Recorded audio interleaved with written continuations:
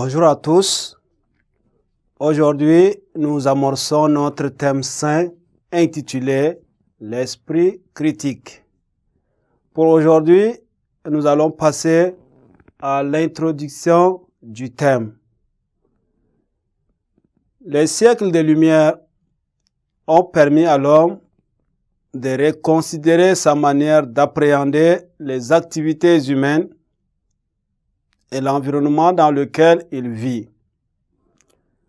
Le discours religieux, les croyances superstitieuses et les apparences ne pourraient permettre de déduire une conclusion scientifique relative aux faits.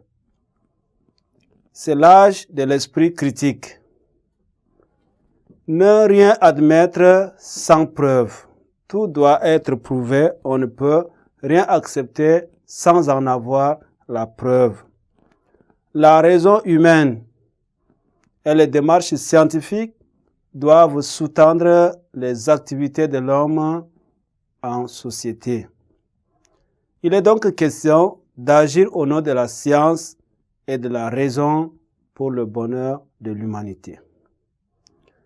Cette approche suppose donc qu'avant de poser un acte, avant d'admettre un fait, l'homme doit réfléchir et se convaincre de l'existence de la chose et de la pertinence de son action sur celle-ci. Elle exclut la naïveté et fait place à la réflexion pour rendre évident les tenants et les aboutissants de l'action que l'homme veut mener. L'esprit critique est donc une phase de vie où la pensée a atteint sa maturité et se veut le socle de développement de l'être humain au plan social, politique, culturel et moral. Des philosophes des siècles comme Pascal et Descartes se basent sur le rationalisme pour poser des actes.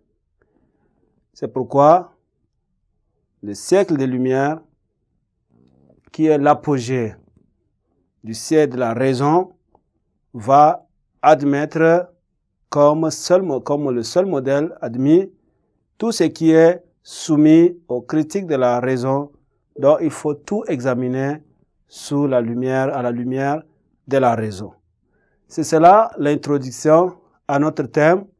Nous allons à travers quelques textes chercher à illustrer davantage notre thème à travers les séances à venir. C'est tout pour aujourd'hui. Je vous remercie de m'avoir suivi. Au revoir.